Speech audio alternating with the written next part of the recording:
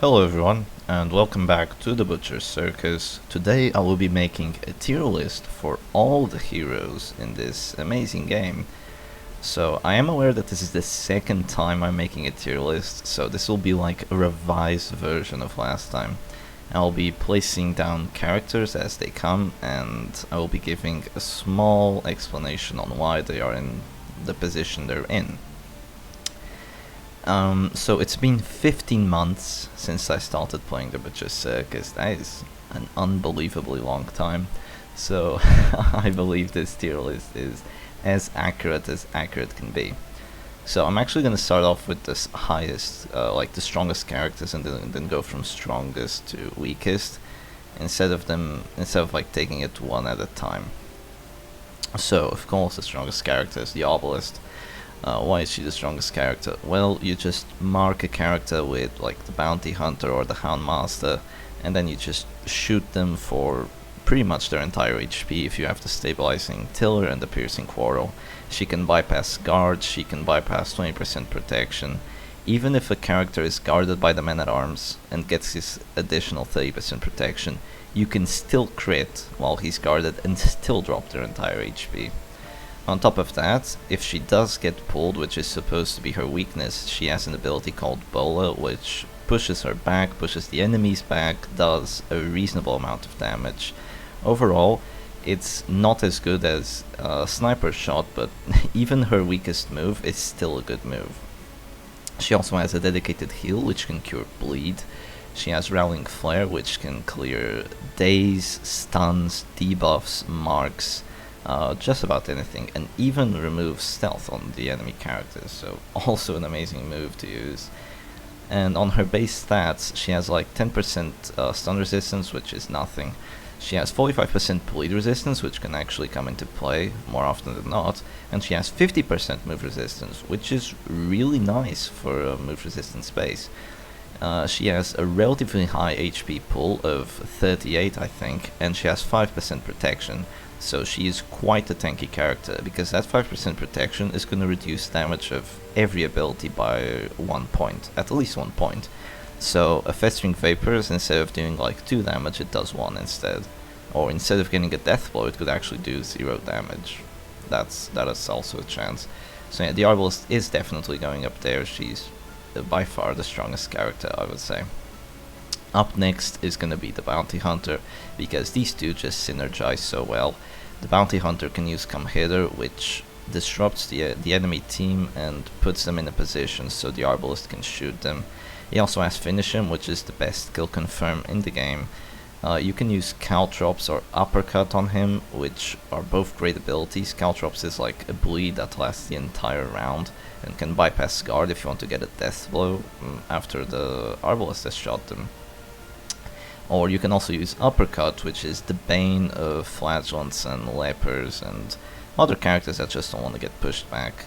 It has very high accuracy and it stuns and, well, that doesn't stun, but it dazes them and moves them back to positions. So against the Flagellant, if you have the grappling mids, which give them plus 25% move chance, you can pretty much make a Flagellant useless for the entire round. You're also making your Bounty Hunter useless, but making the Flagellant useless is really good, as well as the Leper, because he's gonna have to keep moving forwards like 1 position while you move him back 2. So yeah, keep in mind that the Bounty Hunter, he's not like, you're not scared of the Bounty Hunter, you're scared of what he allows the Arbalest to do. Pretty much, that's kind of how it goes. Yeah, he's an amazing character, do watch out for him. Up next, still in the S tier, we're gonna have the Flagellant, because the Flagellant is, I mean, he is ridiculous once you compare him to other characters. Like, as he gets closer to Death's Door, he doesn't get weaker, he gets stronger. With Exsanguinate, which redeems, he has some of the best trinkets in the game. The Gauntlet of Absolution, which pretty much makes him immune to stress, improves his healing skills and gives him protection. It's brutal. And if you think like, oh yeah, the Flagellant is only useful when he goes to low HP, because then he can use his Exsanguinate and his redeems. Well, if you set him up right, if you give him like the Battle Ballad for accuracy, if you give him a Crushed Hemlock for getting those blights at the same time as he gets bleeds, Reign of Sorrows on the enemy backline can do a grand total of 16 DOT to each character. So if you use Reign of Sorrows twice, the enemy backline is dead in like 3 rounds. So if anyone comes at me and says, oh no, with the Flagellant, just don't focus him and you'll be fine. No, you won't. If you set up the Flagellant right, you give him a Gauntlet of Absolution, you give him a Hemlock, and you give him an accuracy buff, like either Command or Battle Ballad, and he's doing just fine. He's definitely a character to watch out for. Even his basic move Punish also does 18 bleed, and if you have the Hemlock on top, it's gonna do 22 bleed blight. It's just insane how it goes. So yeah, do watch out for this character. He is one of the most broken characters for sure. His resistances are also great. He has base 55% stun resistance, which is really nice, and base 40% move resistance. And if you buff that up with an exotic snuff, which I wouldn't recommend, but if you do, if you really don't want to get stunned or pushed, then his resistances go up to 85 stun and 70% move res. That's as good as a Leper with exotic snuff. So that's really good. But even if you get pushed back, you can move 3 positions forward, so just, it doesn't matter, the Flagellant's always going to do well. He also has these little niche things about him where when he drops a Death's Door, he automatically heals the other characters. When he dies, he heals the other characters for a lot. It's insane how strong he is. And after that, no longer on the S tier, we're going to go for the Jester. We've already mentioned him a few times. So yeah, he has Battle Ballad, which gives 20 accuracy to your fellow characters. Now, this isn't going to be useful every time, and sometimes you're not going to be able to get your Battle Ballad off because your opponent is going to do whatever he can to counter it.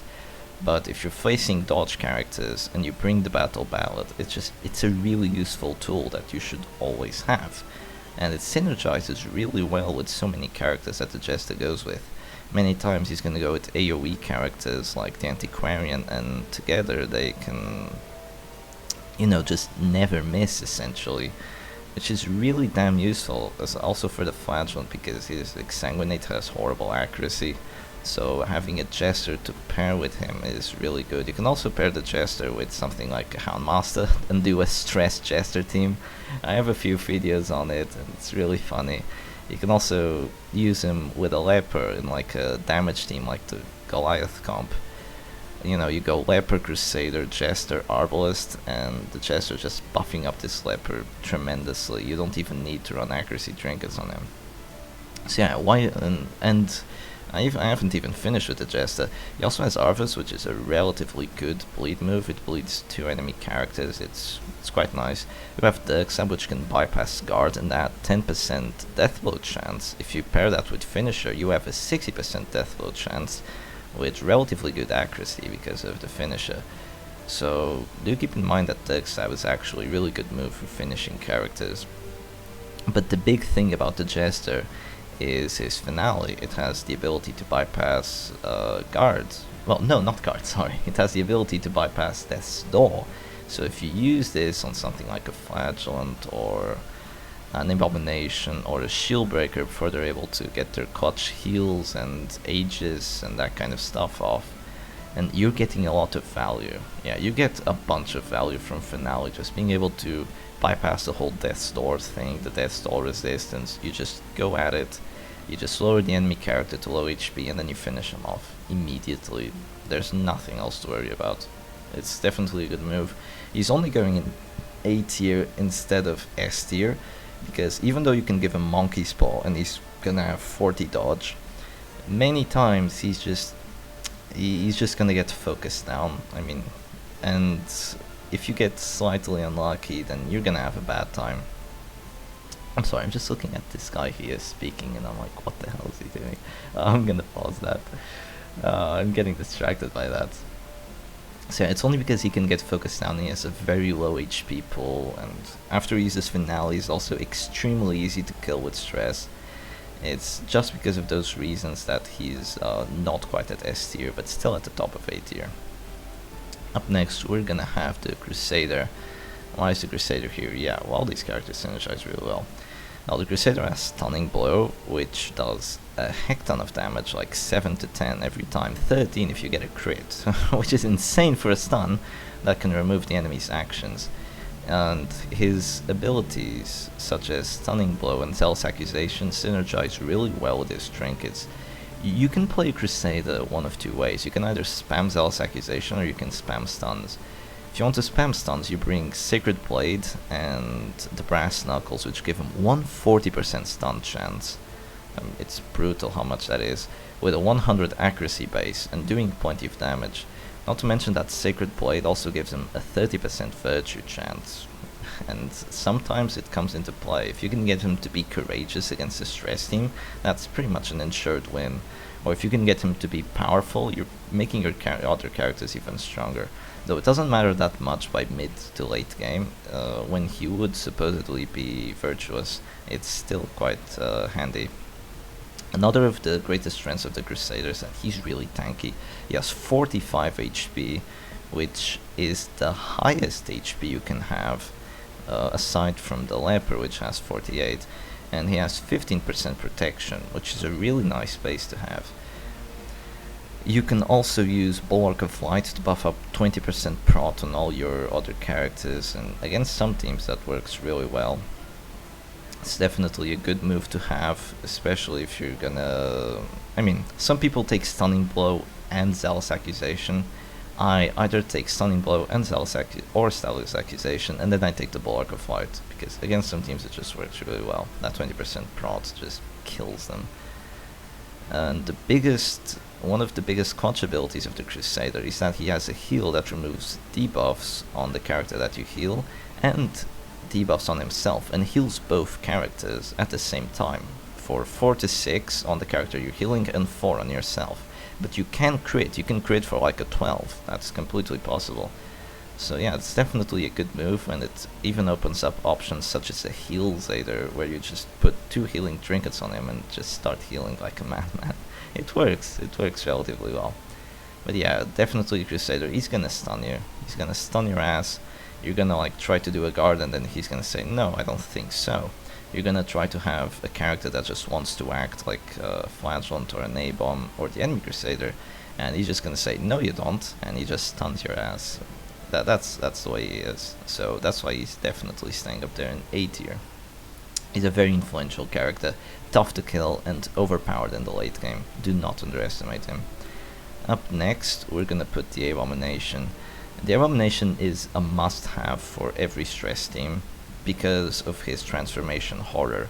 If you stack that with the Wretch's Cloak, you can get 8 horror on each character for 4 rounds.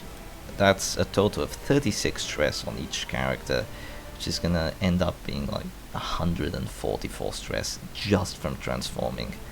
Not to mention that after you transform, you can go for a very high damaging Rage, you can go for a Rake, or you can go for a Slam, which is gonna disrupt enemy positions, break guards, anything like that. So that's definitely great. As human, he has Manacles, which has 110 accuracy, which is better than Crusader, and you can use it from positions 1 to 3 against positions 1 to 3, which is also really nice. It gives him more flexibility than the Crusader has.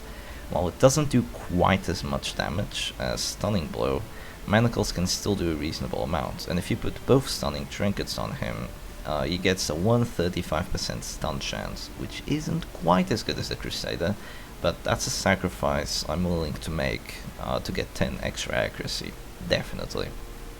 Many times I would even run these two characters together and just have a stunning duo go brrr. It really works, guys, it really works. Other than that, you can use Beast's File, which is a relatively good move. It's kind of unstable how much damage the riposte actually does. Sometimes it does 1, sometimes it does 10. It doesn't make much sense how it works. But any little... Imagine if you transform and then you use the Beast's File. Because you have that extra damage buff, it somehow insanely beefs up your riposte damage. I'm not quite sure how it works, but any little change on damage, like debuffs or buffs, when he's riposting, make a huge difference. So keep that in mind when you're trying to fight or riposte A-bomb on, or when you're trying to use him. But yeah, you can use him in two kinds of teams. You can use him in either damage teams, or you can use him in stress teams. If you go stress, your main goal is just to transform twice for that horror. After you do that, you can pretty much let him die. So talking about dying, his survivability isn't really the best. His stun resistance isn't that good. His bleed resistance sucks. His blight resistance is actually pretty nice at 60. His move resistance is bad until you transform, which gives you an extra 40% move res. So there's that. He has 37 base HP with 0% protection. So yeah, definitely watch out for that, because his survivability isn't that good. He has a self-healing move which can be used twice from any position, which heals him for 13 HP and heals 25 stress. That's a decent move, but 13 is not getting you very far. But if you do get a crit, you heal 26. So yeah, that's definitely a good thing to have. If you get a crit, it's a big change in the balance of power. Let's put it that way. So yeah, overall, Abomination, he's definitely here, probably below the Crusader, but always doing a good job. Now, after that, which character are we putting first? I think we're putting the Antiquarian first. And why are we putting the Antiquarian here? Well, you can use him in either DOT comps, or you can use her in stress teams. I personally prefer to use her in DOT teams, because she's still good in stress, but you kind of have to like hyper buff her dodge to kind of ensure her survivability, because she doesn't really replace characters like the Houndmaster or the Grave Robber for stress. She does less stress than them. So to ensure that she just stays alive longer, you have to hyper buff up her dodge, which is definitely possible. But what's her biggest uses? Well, if you use Materia Pestis as a trinket on her, you can get her to do an insane amount of blight on the enemy characters with Festering Vapors. 2 blight for 4 rounds, that's 8 damage on each of the enemy characters. If you use that twice, they're all down half HP in like 4 rounds. So yeah, keep that in mind. The best AoE ability for doing blight and bleed as well. You know, it's just better than any other AoE abilities there are out there, even though it doesn't do that much stress. Other than that, she has regen, which she can use to stack on all her other characters, and it works really well against teams that like have damage but don't have bleed to counter the regen. It's not easy to use the regen. You need to be a good player, you need to know when to use it, when not to use it, when to stack it twice, when to use it only once. It's not an easy ability to use, but the regen is great. Her trinkets are really good. There's the Materia Pestis, there's the Tears of the Lost, which give her a virtue chance. It improves her regen by making it 3 points for 4 rounds on each character, so that's awesome. That's like a 12 heal on each character over time. Improves her debuff chance, reduces stress taken. Really good trinket, Tears of the Lost. You can also use the Black Diamond Mirror to give her some extra survivability. It makes her HP go from 29 to 34, so that's definitely awesome, and gives her 15 dodge. Yeah, her survivability isn't really that good. Something that you'll see happening relatively often is, because her resistances, like her resistance to stun is 10%, so if you leave her for last and there's like an Abomination, he can just manacle you until you die. Same thing if there's a Crusader. And because of her low HP, relatively low HP at 29, you really need to watch out for that. What other good moves does she have? Well, she has Take Cover, which, you know, imagine if she gets pulled by a bounty hunter, so she's marked. You can just use Take Cover, you go back to position 4, and you're completely fine. Then when you act again, you stop being marked, and, you know, you're just chilling. She also has Force Guard, which adds 20% protection and 10 dodge on a character for 4 rounds, and forces him to guard you for 2 rounds. This is a really good move. 20% protection and 10 dodge is amazing. If you use that twice on a Shieldbreaker, considering that the buff lasts for 4 rounds, you can use that twice to ensure that you're guarded for 4 rounds. And 20 dodge and 40% protection on a Shieldbreaker makes her pretty much unkillable. So yeah, do keep in mind that Force Guard is an ability that you can use. You can also use it on the Flagellant because he likes to take some punishment, and protecting the Antiquarian is always a good thing because she's just not that tanky at all. So yeah, she's definitely a great character. Do watch out for her. If you let her go rampant with spamming Festering Vapors on you, or if you can't counter her regen, then you're gonna lose the match. There's no chance for you. After that, we're gonna go for the Shieldbreaker. So the Shieldbreaker is typically used along with the Flagellant, but I don't think she's quite as strong. Even though you could make the argument that she also has clutch moves and improve her survivability like the Aegis. So she has a base of like 20 dodge, but you can buff that up with 2 dodge trinkets to go for 50. Like 50 dodge on the character, that's great. Despite that, she only has 30% 30 max HP, I mean, and her resistances aren't that good. She's like 10% stun resistance, and then the other ones go around from 30 to 20. So she doesn't really have any great resistances to speak of. What's really good about her are her moves. Her moves in position 1, you can use either Adder's Kiss or Impale, but Adder's Kiss is the best one because you can just use it on the enemy Crusader and you do really high on-hit damage, like usually like 8 to 14 I would say. Have a relatively high crit chance, and the Blight is amazing. You have 25 Blight on one character just for one move. That's pretty much half their HP from a single move. So the Shieldbreaker is definitely good for that, but of course, as the name goes, she's the Shieldbreaker, so you're pretty much always gonna have puncture with her. So it's like, screw you guards, you're not going through tonight. And at the same time as breaking guard, it also deals a reasonable amount of damage, usually goes around from 4 to 8. That's definitely great. Other than that, what else does she have? She has Expose and Captivate, which you usually use one or the other.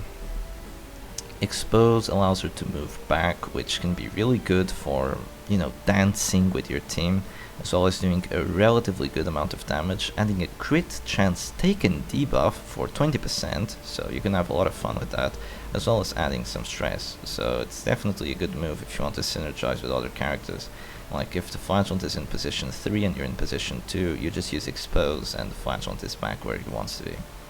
She also has Captivate, which is a Blight for 16 as well as a Daze. Even though it has really low accuracy at 80, it's still a reasonably good move. It just sucks when the Daze fails, so I would definitely consider using Expose instead. I'm going on way too long on explaining the characters, I'm sorry. But yeah, overall, if she drops to being like close to danger, you just drop the Aegis, you buff up your dodge by 15 for 3 rounds, and you get 2 blocks, which are absolutely awesome. They block any kind of physical damage. Stress is still gonna pass, DOT is still gonna pass through, but she's not gonna be death blowed while she has those Aegis. So that's why she's staying in this position. Her offensive abilities aren't quite as great as these other characters, but the mix between her defensive abilities and her dancing and her dodge is what allows her such a good spot here at A tier. After that, what is going next? So now it's a toss-up between the Man-at-Arms and the Houndmaster, but I say the Man-at-Arms goes first, because he has Bellow debuffs. You know, Bellow go burr, you just Bellow bot your way to victory most of the time. When you're playing against damage teams, that works really well. He has 43 max HP as well as 10% protection. If you use a guard, that just starts going up. You usually take the Pit Fighter's Helm, which gives him an extra 20% protection and 10% stress dealt. With the Bellow, you usually have a trinket like the Insignia of Rank to give you 12 accuracy for your Bellows and 20% debuff chance, to make sure that that minus 20% damage debuff goes through. Other than that, you can use him as a riposte character using the Spiked Shield and Retribution. He works relatively well with that. Or you could also use Bolster and Command on him as kind of a support character. I usually bring Bolster and Command because they just give you lots of options. If you're playing against Stress, you definitely want to have Bolster, which gives you an extra 10 dodge and minus 15% stress taken, 15. And Command gives you 20 accuracy, 4% crit, and that's actually really good because the command from the man-at-arms can serve as a way of like replacing the battle bout from the Jester. It's like, oh, my characters need accuracy. If I go against characters that have a lot of dodge, I'll be screwed. But I don't want to bring a Jester. That's not gonna work. So you bring the man-at-arms instead with the command, which can give you a temporary buff for 3 rounds to accuracy. And it's definitely worth it if you need that accuracy to move forward. Crit chance is also nice. So yeah, why is he staying here and not at the top then, if his bellows just destroy everything and his guard is like almost the best in the game? Well, he's staying here because he has some flaws. If you go against the OT, bellows and the protection and the guards aren't going to do anything. If you go against stress, well, bolster is going to help, but other than that, he's just doing a decent amount of stress each round. He's not doing much more. And if you go against damage, even if you guard a character, during the early rounds, like from round 1 to 3, he's gonna be doing his best to slow down the match, but during the early rounds, he's still not gonna be doing quite as much as you want him to do, because you're gonna have to guard with him, you're gonna have to start stacking bow debuffs, and you're just not gonna have enough time. But he's what allows stress teams to beat damage teams. Without the man-at-arms, a stress team cannot beat a damage team. You need to start stacking those bellow debuffs, so the Arbalest is forced to use that Rallying Flare to remove the debuffs, or force the Crusader to stop stunning and start removing debuffs. As well as using the guards, as well as using his high protection. And here's a good thing, if you can force your opponent to have to kill your man-at-arms, that's really good, because you can easily get his protection up to 60 or even 80. So if the enemy Arbalest, even with all her might, she still cannot make easy work of a man-at-arms with 80% protection. With 60 she can, if she has the piercing quarrel, but with 80 it's really difficult. So yeah, if you want to have a stress team, always bring a man-at-arms, because without that you cannot beat damage teams. You need him. He's essential.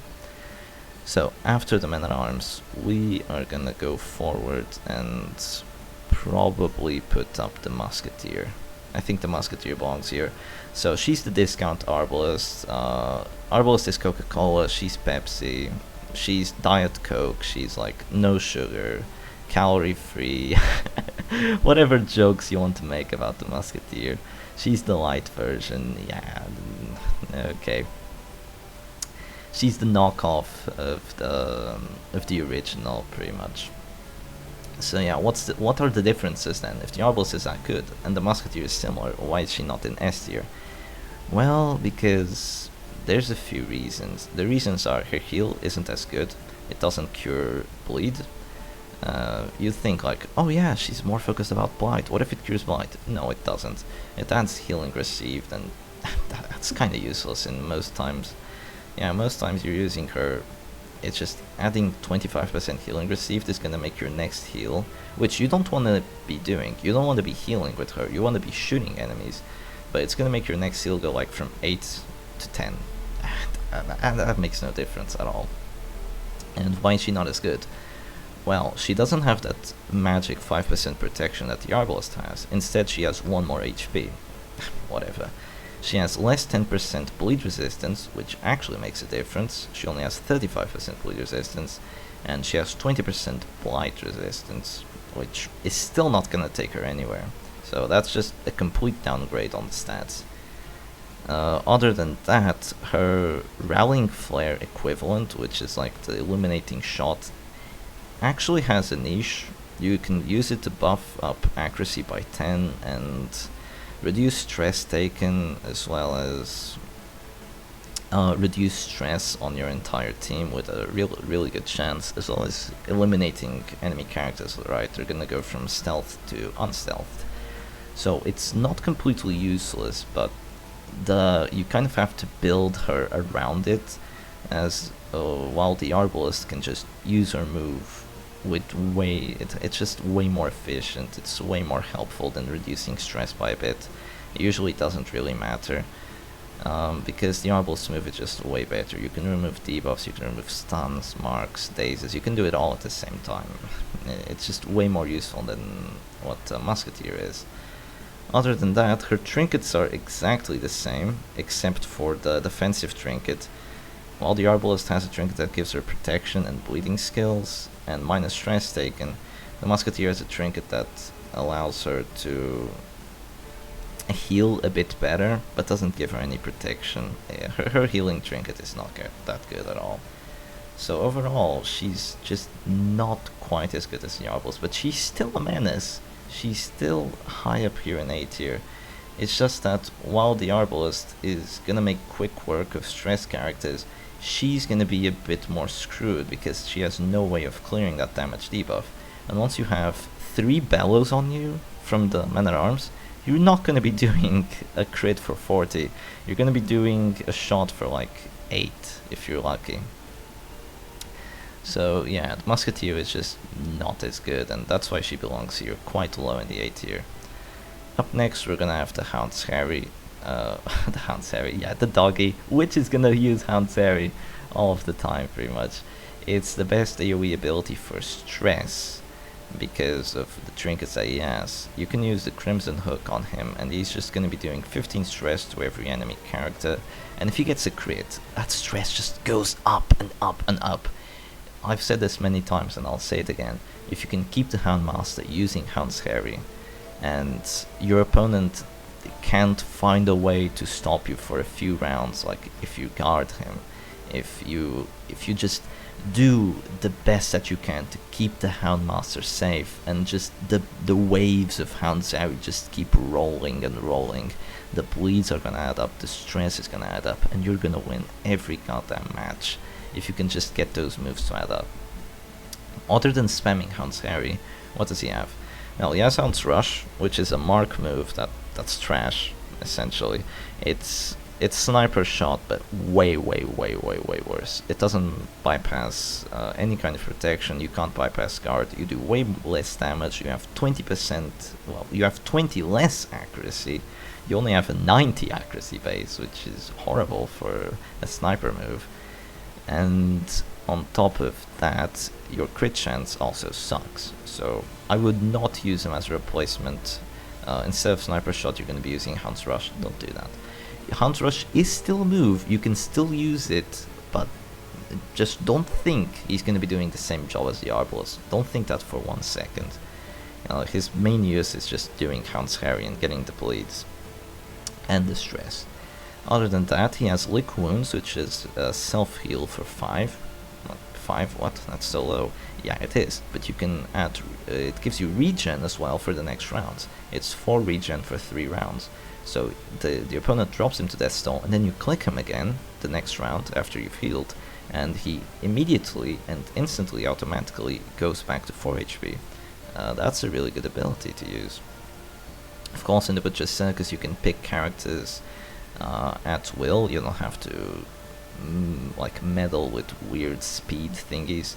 You can just click the character that you want to use, so regen becomes a real menace in the Butcher's Circus. So yeah, other than that, you can make the argument that he has a stun. It has 110 accuracy, but he doesn't have a special stunning trinket for him, so you have to use Brass Knuckles.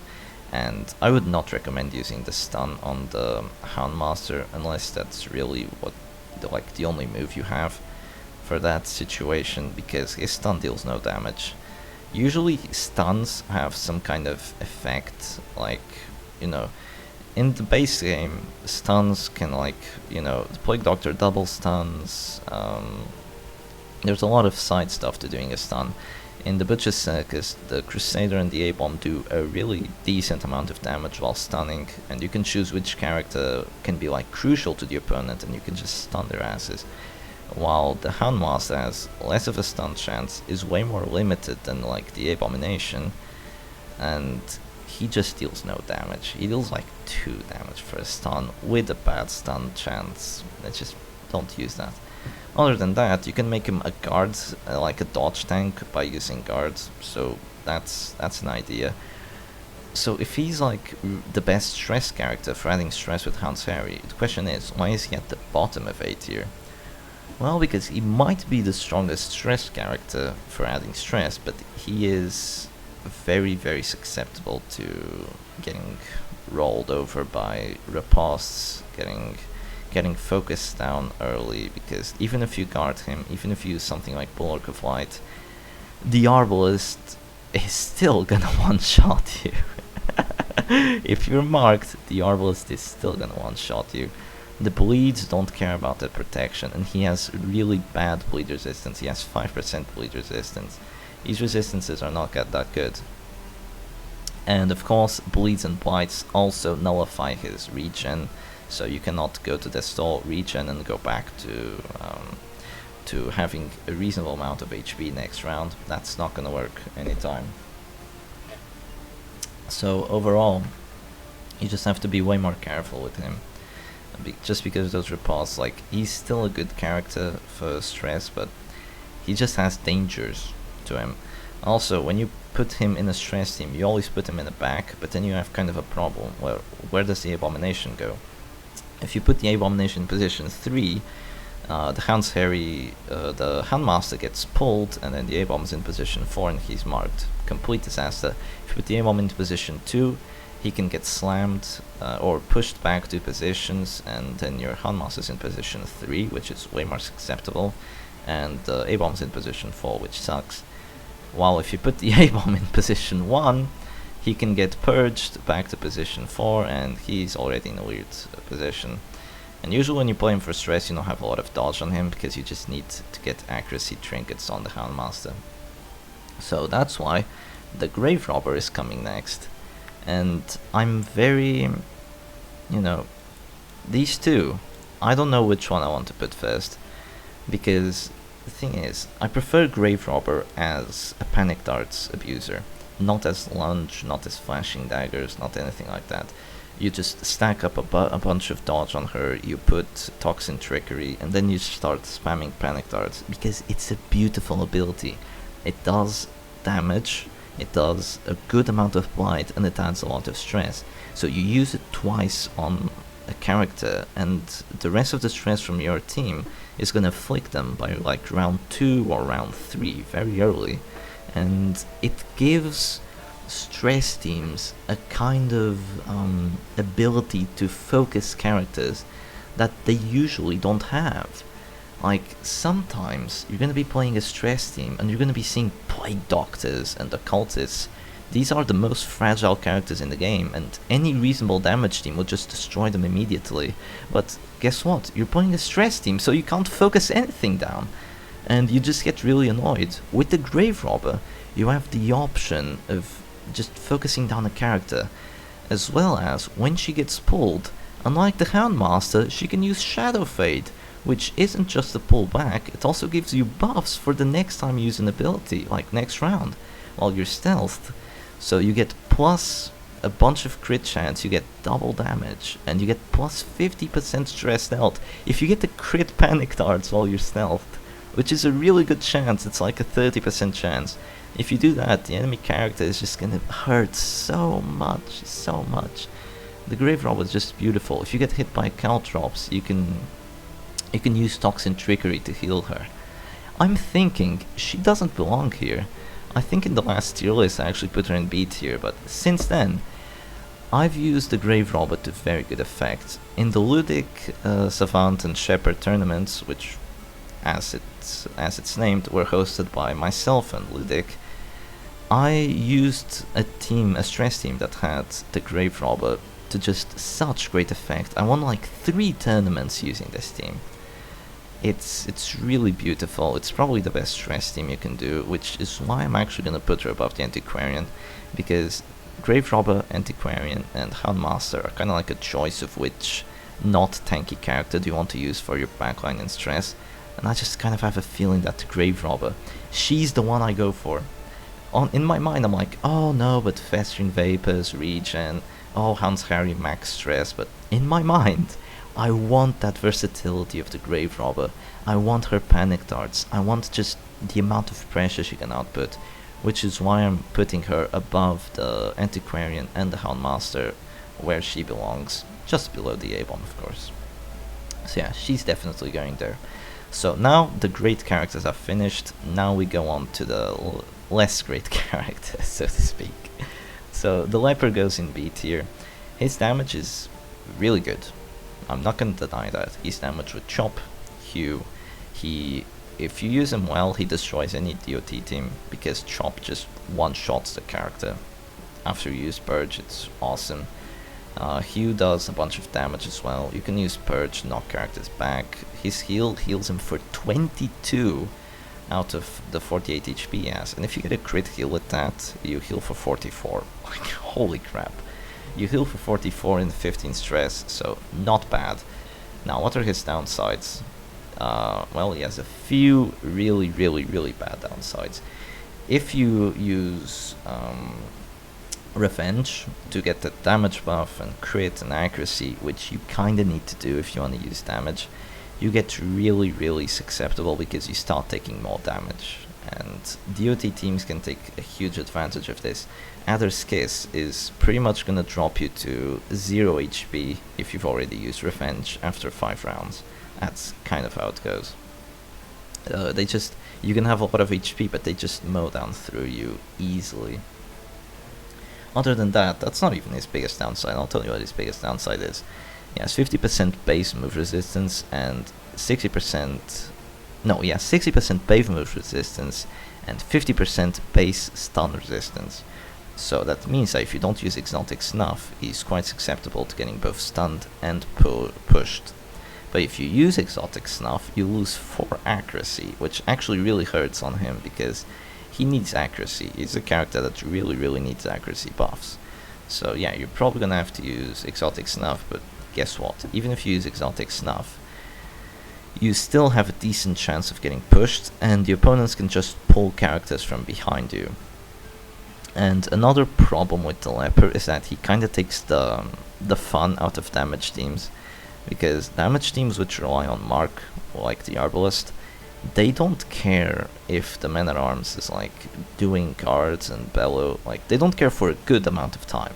After a while, it's gonna start really hurting to have a man-at-arms on the enemy team, but the Leper instantly suffers. Why is that? He has no way of bypassing protection. He doesn't have an equivalent of the piercing quarrel that the Arbalest has, so protection just destroys his damage, absolutely. And so does damage debuffs, and every stress team is gonna have a man-at-arms which is gonna do that.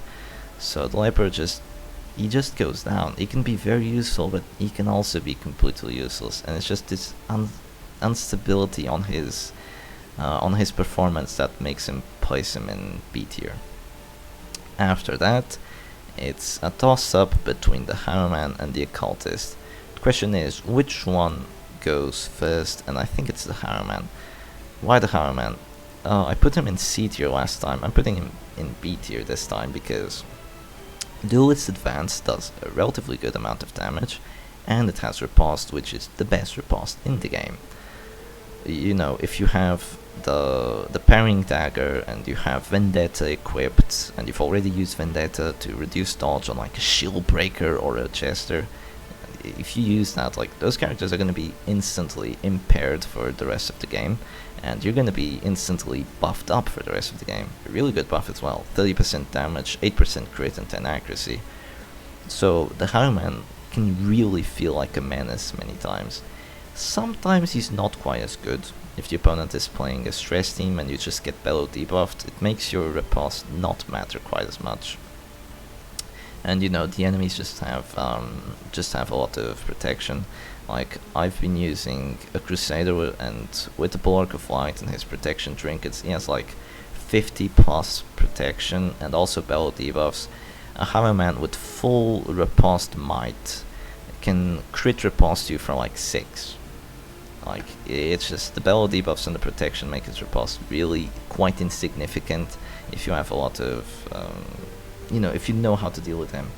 Other than that, it feels like kind of difficult to cause pressure as a Highwayman, other than with the riposte, because, you know, Open Vein is really good, Grapeshot Blast can be really good, but they're not power moves like other characters have. Open Vein only causes bleed on one character, unlike Harvest. Grapeshot Blast has really bad accuracy and only causes stress on 3 characters. It just feels quite quite difficult to make a difference with him most of the time. Other than that, he just doesn't fit into most teams. I have a few teams that kind of have an Highwayman, but if you have a Highwayman, you kind of need to build your strategy around him. So instead of being an addition to the team, he becomes the team, which can work. Not saying it doesn't, but usually if you have a single character being kind of like the menace, your team's not going to work very well, because the opponent can just nullify that with either a big sniper shot crit in the finale, or you can just start spamming bellow debuffs. I usually wouldn't recommend having a single character as like just a powerhouse. That's like the idea of the Queen's Guard team, where you have a Plague Doctor doing buffs, and then you have that character being strong.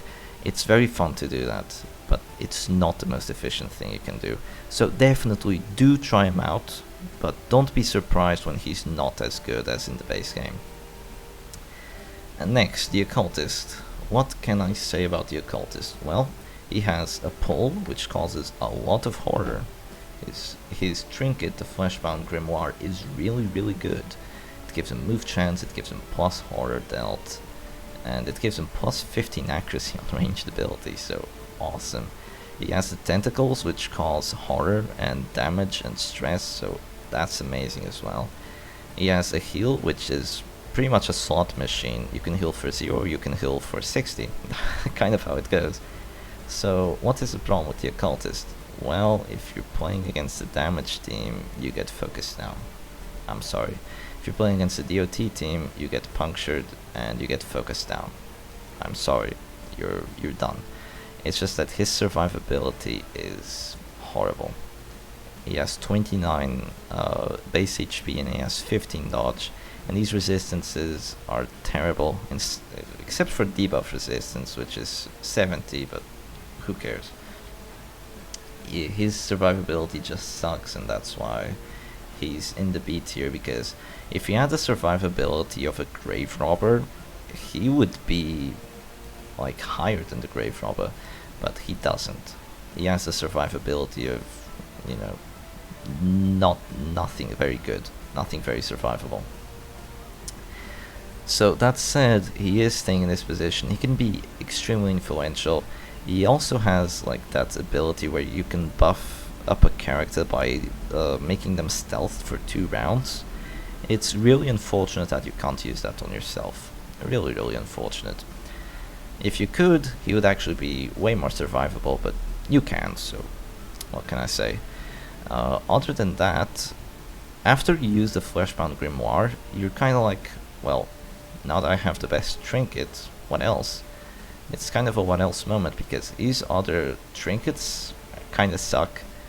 His other unique trinkets, and as it comes to other trinkets, usually you just go for a monkey's paw and have like 30 dodge. Maybe you pair that with bolster and bring yourself up to 40 to maybe try and buff up his survivability. But overall, just because of how unsurvivable he is, I have to put him in B tier. Up next, the Stinkers. Not quite. Vestal. She's not a stinker. She is above the Occultist.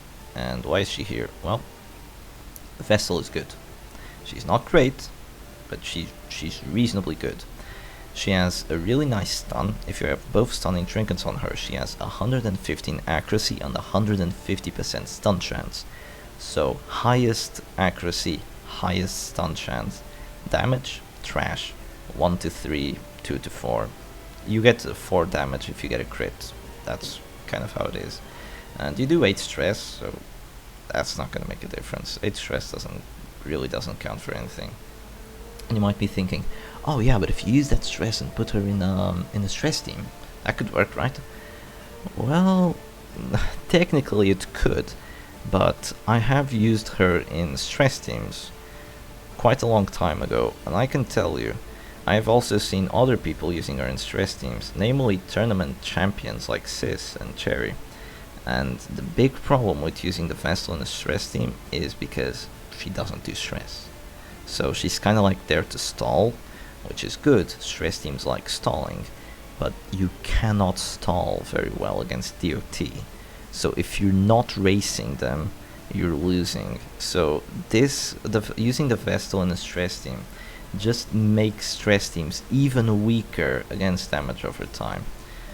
and that's not something I like. Also, using her in a stress team makes her a really good target for the bounty hunter to just pull, because her resistances suck, except for bleed and blight. It's 40 on each, so that's bad. That's not bad at all. 40 on each can actually be quite good. But other than that, her resistances are really bad. Her survivability isn't that good. I believe she has like 38 HP, but no protection. She has 5 dodge, so that's not really nice. She has good healing skills. Divine Grace does 11 to 14 and clears horror as well, so that's not bad. And if you put 1 healing trinket on her, your heals go up quite a bit. If you get a crit and then heal, your heals go up even further. If you go Divine Comfort, you can also make that work really well. The problem with healing, though, is that in the Butcher's Circus, healing for a big amount can sometimes not make a difference. Healing for 4 can sometimes be the same as healing for 20, which is why Divine Grace isn't that good. And how does that make sense? Well, you can heal for a very big amount, but then the Arbalest is going to put you right back down to 0. The DOT that you have accumulated isn't going to care about that 20, it's still going to bring you down to 0. It just doesn't really matter that much against good teams that you do big heals. And obviously it doesn't matter against stress teams that you're healing. You're doing nothing to delay the stress team from killing you with stress. So don't even think about it. So overall, she's not bad, but you have to really think outside the box to make her work well in a team. I'm speaking to you, Silak. He's a really good player, and he uses a Halo comp, which is Crusader, Bounty Hunter, and Arbalest with a Vestal. He makes it work because she's kind of like an additional healer and a stun character. So yeah, some people can make it work. I personally have a really hard time with it, and that's why I'm putting her in B tier, because she's not as influential as she should be, because her heals many times just don't matter that much. If they did, that would be great, but they don't. So next is gonna be the Hellion and the Plague Doctor. Question is, which one is going first? I still think the Hellion is gonna go higher on C tier, purely because of Barbaric Yop and her Bone Vest trinket. So you can make her an okay stress character just by spamming Barbaric Yop. She kinda becomes like kind of a menace if you can get those debuffs, and there's like a Crusader. So yeah, those debuffs actually count for a bit, but the thing is, if you're using in a stress team, you're also using a Man-at-Arms, and if you're using a Man-at-Arms and her in a stress team, you're causing 2 different kinds of debuffs. So the Arbalest's Rallying Flare is gonna have a field day at clearing those debuffs. So yeah, definitely do watch out for that. Other than that, what can you do with her? Well, you can spam Bleed Out. So yeah, lots of damage if you get a crit, but many times it's, that's pretty much all she does, because after that she dazes herself, she loses damage, and well, yeah, you got a decent damage crit, but it's still not going to bring a character to 0, and you don't have a follow-up as a Hellion, and that's all she can do. If she gets pulled back, if she gets pushed back and she has to go back forward, she does have Breakthrough, which hits 3 characters and works kind of like a Holy Lance, which pushes her forward 1 position. The big problem with this Holy Lance, though, is that the accuracy sucks. Kind of like Holy Lance, but the accuracy sucks, and the damage isn't that great most of the time, unless you get lucky and get a crit.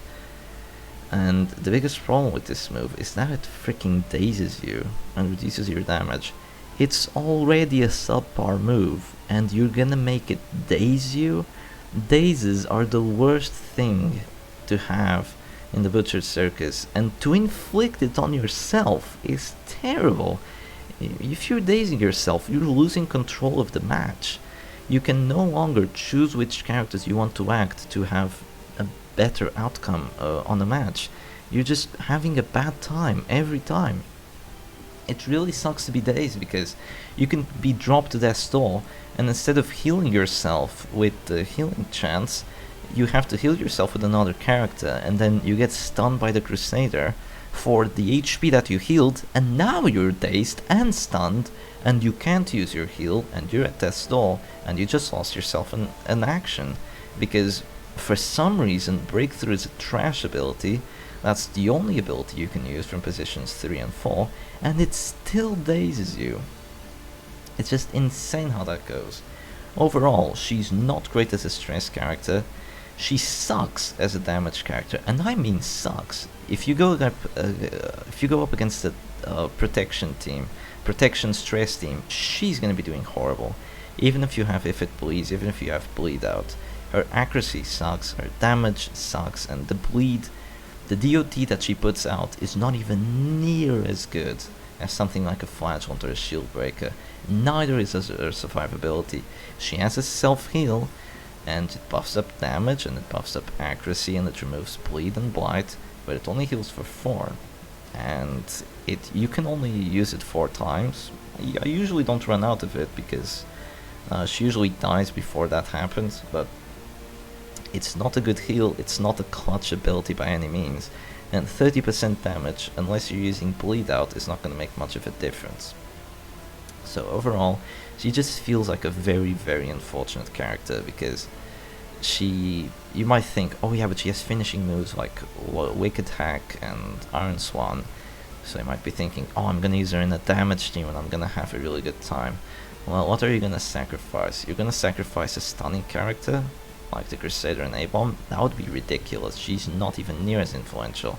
You're gonna sacrifice the Bounty Hunter to use her as a finisher? She's not even near as good as a finisher as the Bounty Hunter is. And not to mention that she also can't pull characters, she can't mark them, she can't use uppercuts, she can't use caltrops, she can't do anything like that. It just, she feels like a completely missed character. She could be something like the Hellion, she could be something like the Leper, which does have his really good uses, like one-shotting characters and just sitting there with his mighty HP, and the characters all have to play around him. Like, yeah, that feels good. The Hellion's not doing any of that. So let's move on to the Plague Doctor. Why is she in C tier? Well, survivability trash. Let's just put that out there. I think she has 29 base HP and 5 dodge. That's the worst out of all of them. Her resistance is 5% move resistance and 10%, no, actually 20% stun resistance, but that's still not gonna take you anywhere. So yeah, those resistances still suck. She has 70% blight resistance, so not bad, but bleed res is like 10. So yeah, there you go. Usually, if she does take DOT, it's gonna be a Rain of Sorrows to the face, so you're not gonna save her. Now, here's the thing. Why is the Plague Doctor better than the Hellion? And actually in B tier, because I actually think the Plague Doctor deserves B tier along with the Occultist. She can be just as influential as an Occultist. Her biggest problem is survivability and positioning. Yeah, she's worse than the Occultist because positioning doesn't really hurt him too much, while it really hurts her.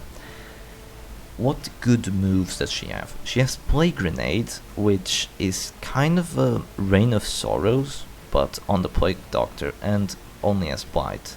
So Plague Grenade does 15 Blight on over 3 rounds on both characters of the enemy backline. And if you put the Volatile Concoction trinket on her, which is going to give her plus 15 accuracy and 20% Blight skill chance, plus 20, like, okay, she actually becomes a really good DOT character, not bad. And she has a move that's really insane. You cure Bleed and Blight on a character that you heal for 3, as well as curing Bleed and Blight on yourself. That's insane if you go against a DOT team that can't stop it. The only problem is that you can use it only from positions 3 and 4. So if you think like, oh, I'm gonna use that against the DOT team, I'm gonna destroy them. Well, no you're not. The Shieldbreaker is gonna puncture you and you have 5% movement resist, so there goes your plans. Other than that, she has Noxious Blast, which is kinda like Adder's Kiss, because it's used to focus stuff like the Crusader and the Man-at-Arms. But it does stress, and it has better accuracy and usually chances of success. But the problem is that Oh yeah, it's a good move, but the characters that it's being used on is different. So I'm saying like Prey Grenade is like Flagellant, Noxious Blast is like Shieldbreaker, except these characters are clutch and extremely survivable. The Plague Doctor just isn't. Other than that, you have Incision, which is, you know, it's a bleed ability, and you use it to stab. It's kind of a joke move, really, but you know, if you get pulled forward and all you have to do is Incision, if you have her Amputation Saw, you can actually do reasonable damage. So it's not something I'd recommend, but it's definitely a fun thing to use from, you know, if you just want to have some fun.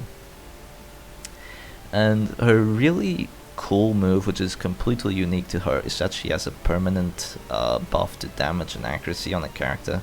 So she can use it twice. She can use Emboldening Vapors for plus 50% damage and plus 20 accuracy if you do both buffs. You can split it out in two, so you can use it in one character and then the other. So that's really good for power buffing characters like the Highwayman and the Leper. You can also use it, I mean, that's kind of the only characters I would recommend using it on.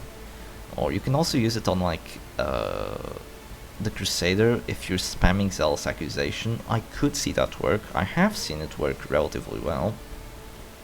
But it's what I've said before. If you mega buff a character, they're gonna focus down your character. And the accuracy and damage is not gonna work when you have to keep constantly healing him, passing turns because of stuns, moving to a favorable position because you got disrupted. It's really difficult to use Emboldening Vapor as well, but it is an ability that's there. And you know, Plague Doctor is the queen, but I still feel like the Occultist is going to be more useful than her. So yeah, I'm actually putting her in B tier, because she does have the potential to be much more useful than the Hellion with that Plague Grenade. If you manage to get that Plague Grenade off twice, you can actually make really good teams, like actually, you know, kind of be like, holy crap, we have so much DOT on us, what are we gonna do? Yeah, if you manage to find the Crusader in position 3 and the Arbalest in position 4, if you're able to get like 2 Plague Grenades in a row, which you probably won't, but if you do, they're gonna be down a lot of HP. So yeah, good luck with that. Good luck using the Plague Doctor, just try not to get focused down horribly. So yeah, this is the full Butcher Circus Butcher Circus Hero tier list revised. This is probably the final tier list for the Butcher Circus of Darkest Dungeon 1 that I will do. I hope you've enjoyed it. I don't think you can make a tier list better than this. Like, I think this is about as fair as you can do. I put every single piece of knowledge I've had from the last 15 months, and so many tournaments, so many matchmaking matches, so many, you know, overall really close calls, just using every character in every different way possible. And I think this is really as fair as one biased person could do. So yeah, I hope you've enjoyed it, and I'll see you guys next time.